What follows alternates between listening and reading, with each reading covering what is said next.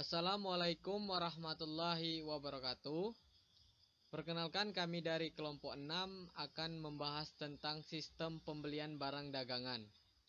Di sini kami akan memperkenalkan diri terlebih dahulu, terutama saya sendiri, Rian Dedi Saputra, NPM 088, dan Aziza Izzatun Nur Hafiza, NPM 113. Bisa dilihat di sini, ini adalah pokok-pokok pembahasan yang akan kami jelaskan nantinya. Di sini ada sistem pembelian bahan pokok, anggaran barang untuk barang-barang fashion, pembelian terbuka, mengalokasikan barang dagangan ke toko, strategi penggunaan merek, pengambilan sumber daya luar negeri, kebijakan manajerial terkait dengan pemakaian sumber daya asing, berhubungan dengan penjual, bernegosiasi dengan penjualan, petunjuk untuk negosiasi tatap muka, dan yang terakhir adalah membangun dan menjaga hubungan strategis dengan penjual. Baiklah, kita mulai dari penjelasan yang pertama, yaitu sistem pembelian bahan pokok. Terdapat dua sistem pembelian dalam bisnis retail, yaitu sistem pembelian bahan pokok dan sistem pembelian anggaran barang-barang untuk fashion. Sistem pembelian bahan pokok itu adalah sistem yang digunakan untuk bahan dagangan yang memiliki siklus pesanan, penerimaan, pesanan, di mana siklus seperti ini dapat diramalkan.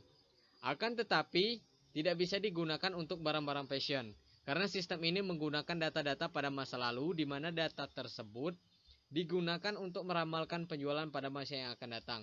Ya, di sini penjualan dalam sistem pembelian bahan pokok ini tidak bisa digunakan untuk barang-barang fashion, karena dia memiliki data-data di masa lalu yang digunakan untuk pembelian dan untuk penjualan peramalan di masa yang akan datang. Dan selanjutnya di sini ada laporan manajemen persediaan. Apa sih laporan manajemen persediaan?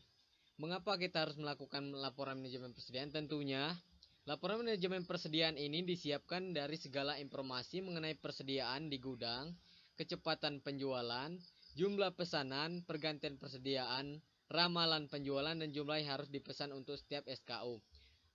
Ya, tentunya kita harus melakukan laporan persediaan untuk mengetahui ada penjualan, apakah ada perlu persediaan atau juga perlu stok yang akan kita berikan. Ya, di sini laporan manajemen persediaan itu terdiri atas daftar stok dasar, yaitu daftar stok yang akan kita jual untuk retail kita nanti. Ya, tentunya stok barang apa saja yang mungkin kita akan jual. Nah, yang kedua adalah perputaran persediaan. Di sini adalah perputaran persediaan itu sendiri adalah di mana kita akan menukar persediaan yang lama yang mungkin tidak dijual, yang tidak laku terjual maksudnya, dengan perputaran persediaan yang baru, dengan barang yang baru. Barang yang tidak laku terjual nanti akan dijual dengan harga yang lebih murah. Yang ketiga adalah ketersediaan produk. Ketersediaan produk itu sendiri adalah bagaimana produk atau retail itu sendiri memenuhi kebutuhan dari konsumen. Tentunya berretail itu sendiri harus menyediakan produk. Yang selanjutnya adalah stok cadangan. Stok cadangan itu sendiri sangat diperlukan dalam bisnis retail, karena ketika barang yang ada di toko habis atau mungkin pesanan yang kita pesan belum sampai, tentunya stok cadangan itu akan menjadi bahan pengganti untuk barang-barang yang belum ada tadi. Yang selanjutnya adalah peramalan. Ya, peramalan ini adalah bagaimana kita meramalkan penjualan kita di masa yang akan datang, bagaimana apakah akan ada peningkatan atau penambahan barang dengan daftar-daftar stok itu sendiri, di mana daftar itu nanti kita akan melihat dari kesediaan produk, daftar stok tadi, yang mana yang laku, ya tentunya kita akan meramalkan untuk menjualnya lebih banyak di masa yang akan datang. Yang selanjutnya adalah titik pemesanan. Titik pemesanan itu sendiri di mana kita harus mengisi retail kita itu dengan barang-barang yang mungkin akan diperlukan di retail kita nanti. Ya, selanjutnya ada anggaran barang untuk barang-barang fashion. Ya, tentunya di sini ada yang pertama ada distribusi persentase penjualan bulanan terhadap musim. Ya, di sini dengan pemeriksaan persentase penjualan setiap bulannya selama beberapa periode tahunan, maka dapat diketahui akan adanya perubahan. Tentunya mungkin kita bisa melihat apakah di bulan-bulan tertentu memiliki perubahan mungkin karena ada perubahan musim. Yang selanjutnya adalah penjualan bulanan. Penjualan bulanan adalah sebanding dengan penjualan total yang diramalkan untuk periode yang waktu tertentu. Nah, di sini penjualan bulanan ini sudah diramalkan mungkin dari periode-periode waktu tertentu. Selanjutnya ada distribusi persentase reduksi bulanan terhadap musim. Untuk memiliki barang dengan dagangan yang cukup untuk memenuhi penjualan bulanan yang diramalkan, maka pembeli harus mempertimbangkan faktor yang dapat mengurangi stok barang di gudang. Nah, tentunya distribusi ini ada faktor-faktor yang mempengaruhi stok yang ada di gudang. Makanya kita harus perlu memperhatikan. Selanjutnya ada reduksi bulanan. Reduksi bulanan ini sama dengan reduksi total dikalikan setiap persentasenya. Manajemen toko retail yang menjual fashion medicine pasti sudah memahami bahwa di setiap akhir bulan pasti terdapat fenomena reduksi bulanan yang merujuk pada pengurangan persediaan barang yang disebabkan oleh adanya SKU yang tidak terjual. Nah, di sini pasti ada di reduksi bulanan ini pasti ada SKU atau barang-barang yang tidak terjual di bulan-bulannya. Selanjutnya ada rasio stok penjualan untuk BUM. Rasio stok penjualan beginning of the month adalah jumlah persediaan yang harus tersedia pada awal bulan untuk memenuhi ramalan penjualan. Nah, di sini rasio stok penjualan ini adalah barang-barang yang harus tersedia ketika suatu yang sudah kita ramalkan. Tentunya barang ini akan melancarkan ramalan kita nanti. Seandainya kita sudah meramalkan kalau barangnya nggak ada kan nggak masuk akal. Makanya dari itu barangnya ada, peramalan juga ada, tentunya barang itu akan dijual sesuai dengan ramalan yang dibuat tadi. Selanjutnya adalah stok BOM. Jumlah persediaan yang direncanakan untuk awal bulan sama dengan penjualan bulanan dikalikan dengan rasio stok penjualan. Selanjutnya adalah stok EOM. Stok EOM end of the month untuk bulan ini adalah sama dengan stok EOM di bulan sebelumnya. Nah, makanya stok yang di awal bulan sama dengan stok yang di akhir bulan tadi. Selanjutnya adalah penambahan stok bulanan. Penambahan stok bulanan monthly addition to stock dengan jumlah yang akan dipesan untuk dikirim setiap bulannya.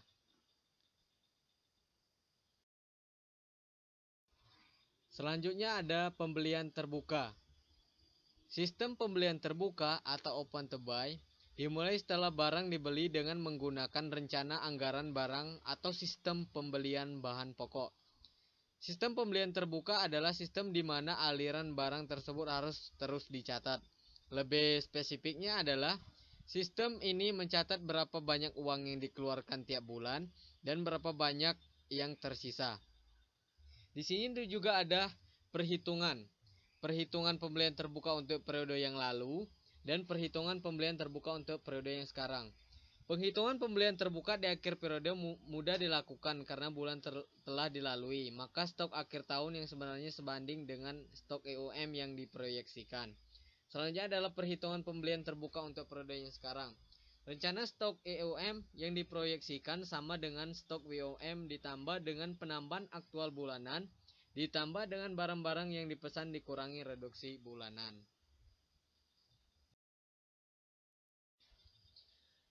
Selanjutnya adalah mengalokasikan barang dagangan ke toko. Toko rantai atau chain store biasanya mengkualifikasikan toko-toko mereka sebagai toko A, B, atau C berdasarkan volume penjualan potensial masing-masing. Tiap alokasi toko itu berbeda-beda. Toko yang lebih kecil memerlukan rasio stok penjualan yang lebih besar dari rata-rata. Dengan strategi distribusi tarik, pemesanan untuk bahan pokok dilakukan di tingkat toko berdasarkan data permintaan yang diperoleh dari terminal kasir. Ya, di sini mengklasifikasikan toko-toko itu tentunya berbeda-beda ya. Mungkin kita memiliki toko yang kecil dan ada yang toko yang besar. Dan selain itu juga berdasarkan permintaan yang diperoleh dari terminal kasir. Di sini dapat kita garis bawahi data-data yang kita peroleh itu dari penjualan kasir. Mungkin dari data tersebut barang apa saja yang laku terjual, mungkin apa saja barang yang diminati oleh konsumen, tentunya kita akan bisa melihat data-data itu dari terminal kasir.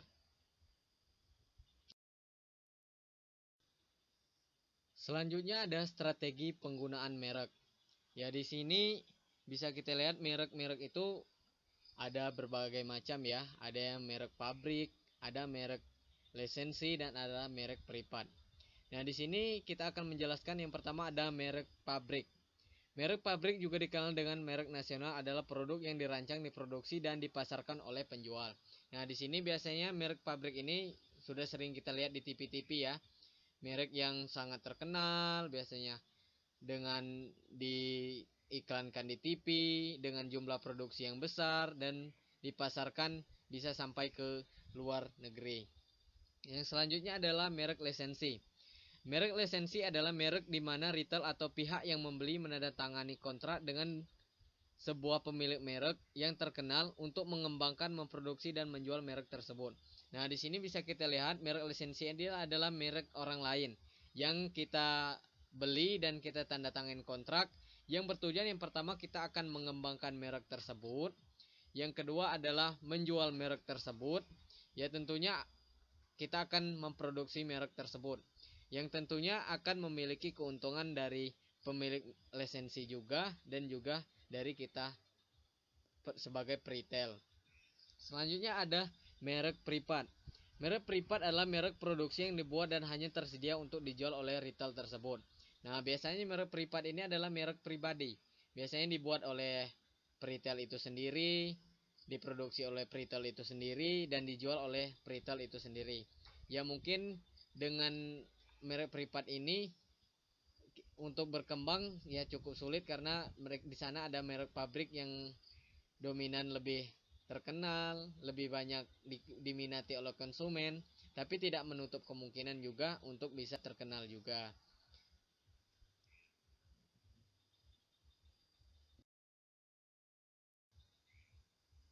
Selanjutnya ada pengambilan sumber daya luar negeri. Retail mengambil barang dari pemasok luar negeri dengan harga yang lebih murah dibandingkan jika mengambil dari sumber domestik. Alasan retail mengambil sumber daya luar negeri dibanding domestik adalah menghemat biaya. Nah, di sini bisa kita lihat retail ini bisa juga mengambil barang dari luar negeri dengan harga yang lebih murah, ya tentunya menguntungkan dari retail itu sendiri. Ya, di sini bisa kita lihat walaupun kita mengambil barang dari luar negeri, ada beberapa hal perlu diperhatikan dalam mengambil keputusan itu. Yang pertama, efek negara asal. Ya, bagaimana efek negara asal itu? Apakah negara itu memang maju, berkembang? Ya, tentunya berhubungan bagaimana kita membeli barang tersebut, bisa dari teknologi, dari harga, dari transportasi, dari berapa harga per unit dan sebagainya macamnya. Yang kedua ada fluktuasi mata uang asing. Ya tentunya mata uang asing ini juga perlu kita perhatikan. Bagaimana kita membeli barang dari luar negeri, tentunya kita harus menggunakan uang yang disepakati dari penjualan di sana. Ya kalau kita menggunakan uang dolar ya tentu harus memakai uang dolar juga. Yang ketiga pajak. Nah, di sini pajak ini memang sering kali kita dapati kalau kita membeli barang dari luar negeri, biasanya dari pajak barang masuk, pajak barang keluar, segala macam itu ada bea cukainya, ada berbagai macamnya. Tentunya pajak itu sendiri memang digunakan untuk kepentingan pemerintah suatu masyarakat dan juga kepentingan dari seluruh rakyat Indonesia pajaknya itu. Yang keempat ada zona perdagangan bebas. Zona perdagangan bebas ini bagaimana kita bisa memperoleh barang tersebut, menyimpan barang tersebut di daerah yang memang bebas dari pajak, bebas dari segala macam, ya tentunya dari segala macam yang tidak mungkin kita harapkan, yaitu misalnya pencurian atau segala macamnya. Ya tentunya perdagangan bebas ini, zona-zona ini memang perlu diperhatikan juga. Nah, yang kelima ada biaya pengangkutan persediaan. Nah, biaya pengangkutan persediaan ini biasanya biaya ini sering kita lihat di daerah-daerah atau negara-negara, biasanya mengangkut persediaan barang untuk suatu perusahaan atau suatu retail. Tentunya biaya-biaya persediaan ini tentunya ada juga yang perlu. Ada juga biaya-biaya persediaan ini biaya yang cukup besar untuk menyiapkan persediaan dari barang-barang yang mungkin sudah tidak ada lagi di di perusahaan yang sedang menjual barang tersebut, ya tentunya kita akan mengangkut barang persediaan untuk mengganti barang-barang yang sudah habis tadi. Yang selanjutnya ada 6 biaya transportasi. Nah, di sini biaya transportasi adalah bagaimana kita mengangkut barang itu sendiri. Ya, semakin jauh barang dari tempat tujuan, ya semakin besar juga biaya transportasinya. Misalnya dari Malaysia dengan berbanding lurus dengan dari Amerika, tentunya harganya atau biayanya juga berbeda. Mungkin lebih besar dari biaya dari Amerika, barang yang kita beli dari Amerika. Nah, mungkin itu saja yang bisa saya sampaikan. Lebih dan kurang saya mohon maaf. Selanjutnya akan dijelaskan oleh Mbak Aziza.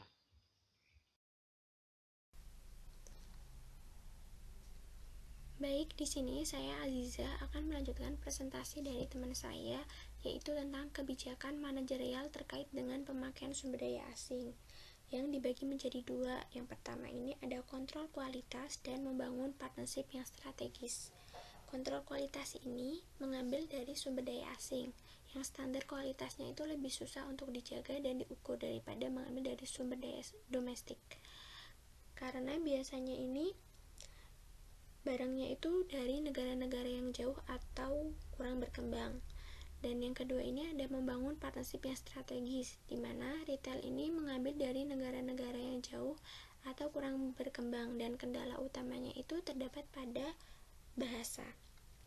Retail ini biasanya lebih memilih barang dari negara-negara terdekat, karena itu alasan pertamanya menguntungkan, terus lebih cepat dalam pengiriman, dan kadangkala itu pelanggan lebih menyukai produk dalam negeri. Yang selanjutnya yaitu berhubungan dengan penjual. Yang pertama ini adalah pertukaran melalui internet, atau yang disebut juga dengan bursa retail. Biasanya ini dioperasikan oleh suatu perusahaan yang memfasilitasi pembelian dan penjualan barang menggunakan internet. Ada beberapa fungsi pertukaran atau bursa. Yang pertama yaitu petunjuk, yaitu retail dapat mencari barang berdasarkan tipe produknya secara elektronik. Dan yang kedua ada seleksi. Pembeli juga dapat mempersempit ruang pencarian untuk pabrik tertentu. Yang ketiga harga. Harganya itu dapat dinegosiasikan dan juga barang itu bisa dilelang. Yang keempat itu ada kolaborasi. Retail ini dapat berkolaborasi dengan penjual untuk memperoleh keuntungan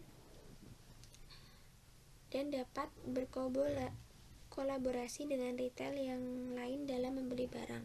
Yang kelima ini adalah isi, di mana bursa menjadi informasi yang baik karena menyediakan berita-berita yang terbaru atau tren terkini.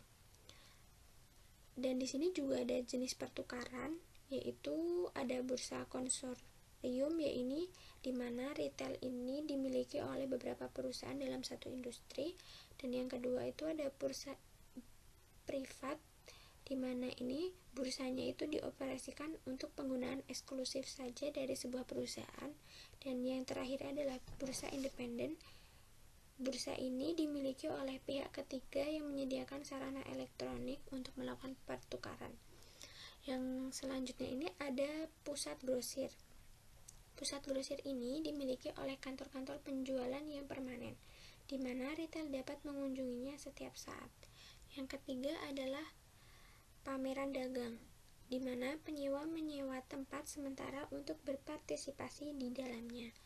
Yang keempat ini ada membeli di tempat sendiri, di mana pembeli ini pergi ke pusat grosir dan pameran dagang, akan tetapi aktivitasnya ini kebanyakan di dalam kantor itu sendiri. Nah, yang terakhir ini adalah kantor-kantor pembelian, di mana organisasi ini terdapat dalam pusat pembelian yang mayoritasnya ini menyediakan jasa untuk membantu retail dalam membeli barang.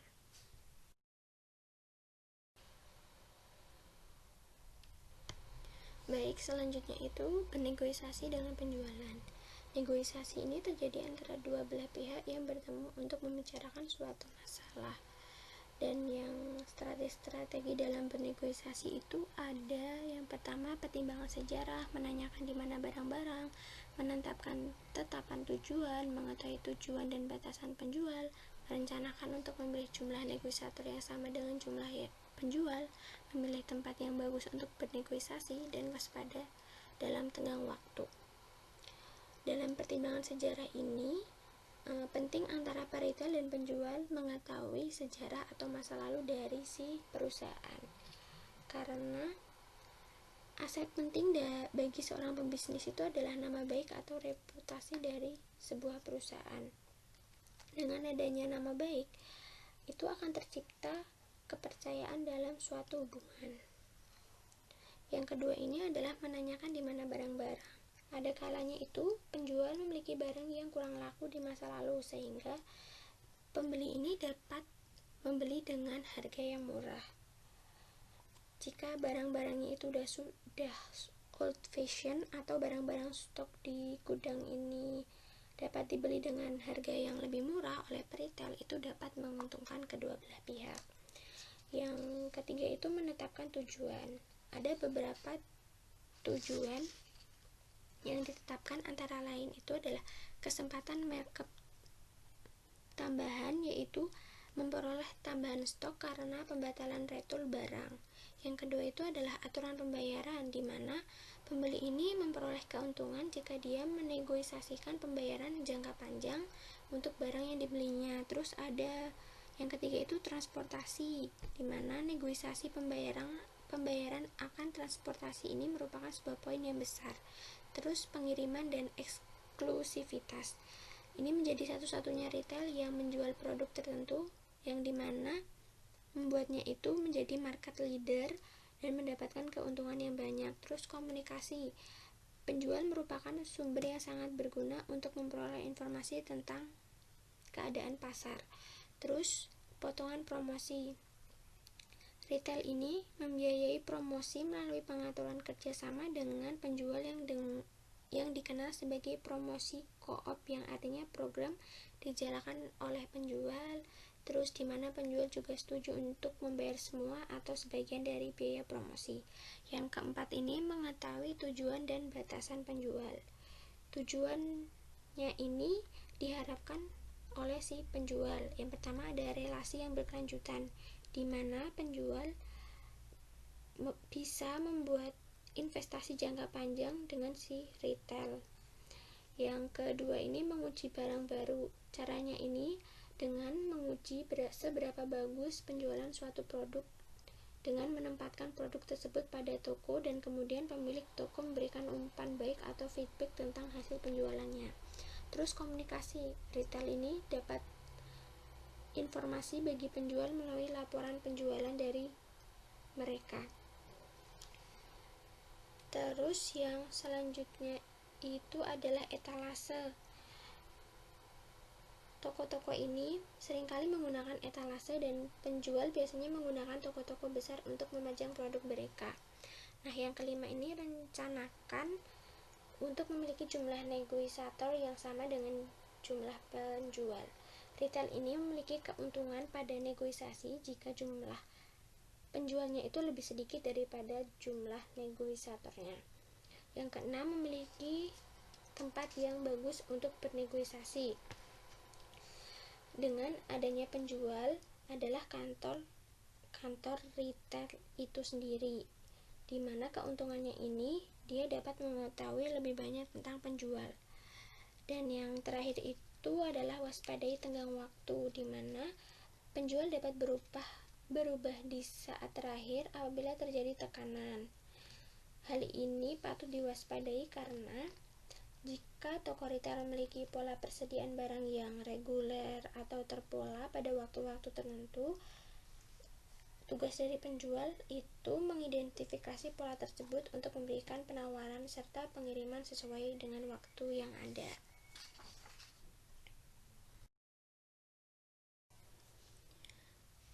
Yang selanjutnya adalah petunjuk untuk negosiasi tatap muka. Yang pertama itu adalah pisahkan masalah. Jangan sekali-kali kita tuh mengaitkan hubungan dengan bisnis seperti pertemanan, karena ini dapat membuat pihak penjual tidak nyaman dalam bernegosiasi. Yang kedua ini memberi penekanan pada kriteria objektif, di mana kita tuh memberikan fakta-fakta hasil penjualan di masa lalu ataupun yang lain. Contohnya, jika negosiasi berkenaan dengan sistem pengiriman barang di mana pihak toko sudah memiliki jadwal pengiriman yang dibutuhkan beserta dengan track record pengiriman dari pihak penjual, sedangkan di pihak penjual telah memiliki sejumlah kendala di dalam memenuhi jadwal pengiriman karena ketidakjelasan jadwal pengiriman serta permasalahan di lapangan pada saat pengiriman dilakukan. Kedua belah pihak ini memiliki poin utama yang harus diselesaikan, yaitu dengan pengiriman yang efektif dan efisien untuk menampung aspirasi dari kedua belah pihak. Dan yang ketiga itu, buatlah pilihan untuk hubungan yang saling menguntungkan. Jika ingin mencapai sebuah hasil optimal atau menguntungkan dalam proses negosiasi itu, setiap pihak, baik penjual maupun pihak toko, juga harus mengedepankan prinsip win-win solution, di mana menggunakan konsep setiap pihak itu tidak hanya memikirkan pemenuhan atau kepentingan, tetapi juga mempertimbangkan kepentingan yang diperjuangkan oleh pihak lainnya. Yang keempat, membiarkan mereka berbicara. Perlu adanya penguasaan diri untuk kita itu tidak menguasai diskusi yang dapat memberikan kesempatan kepada pihak lain untuk menyampaikan pendapatnya. Contohnya itu, jika proses negosiasi menjadi gagal karena diakibatkannya tidak ada penguasaan diri sehingga salah satu pihak hanya mau menyampaikan pendapat tanpa mau mendengarkan pendapat dari pihak lain. Yang kelima ini, tahu sejauh mana harus bicara. Dalam proses negosiasi itu dibutuhkan adanya ketelitian dari setiap pihak atau batasan-batasan yang perlu dijaga. Misalnya, kita tuh tidak perlu menyerang secara personal, terus mengepentingkan pihak lain, memaksakan kehendak, dan lain sebagainya. Terus, batasan-batasan ini itu memfasilitasi tercapainya hasil kesepakatan negosiasi. Yang keenam tuh, jangan membakar jembatan. Di mana itu, apabila terjadi kesepakatan antara pihak penjual dan pihak retail, hendaknya tetap menjalin hubungan baik, walaupun kemungkinan kerjasama itu pasti akan datang kembali di masa datang. Terus, menjaga hubungan yang baik itu dengan semua pihak akan memberikan banyak keuntungan, terutama untuk menjaga reputasi atau nama baik yang merupakan salah satu aset penting bagi seorang pebisnis. Terus yang ketujuh, jangan berasumsi. Dalam proses negosiasi, hendaknya meninggalkan asumsi pribadi karena bersifat subjektif. Setiap pihak yang menjual maupun para retail itu dapat melakukan verifikasi serta klarifikasi atas sejumlah pandangan atau data yang masih dinilai belum jelas. Ini itu akan membantu proses negosiasi berjalan sehingga dapat menghindari kesalahpahaman dan konflik yang tidak perlu terjadi.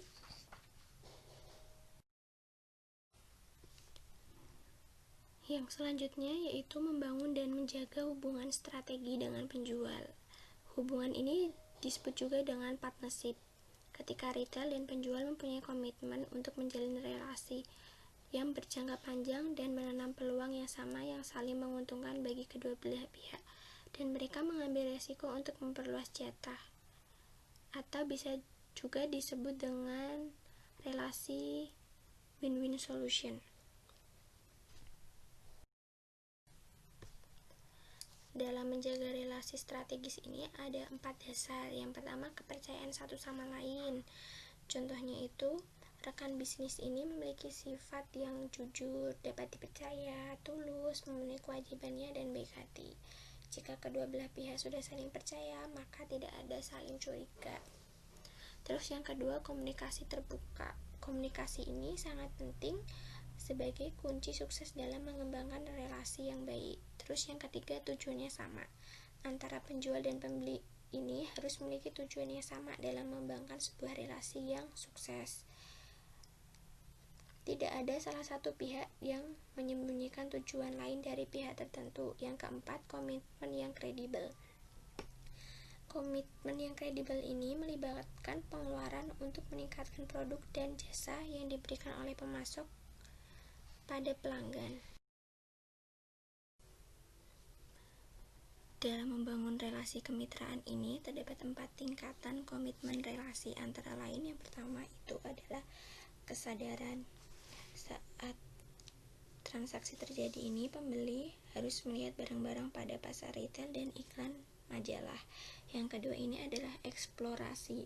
Pembeli melakukan pembelian dalam jumlah yang sedikit dan menguji penjualannya di beberapa toko. Yang ketiga, perluasan. Pada tahap ini, pembeli sudah mengumpulkan informasi yang cukup tentang penjual dan sudah memutuskan hubungkan jangka panjang dengan penjual.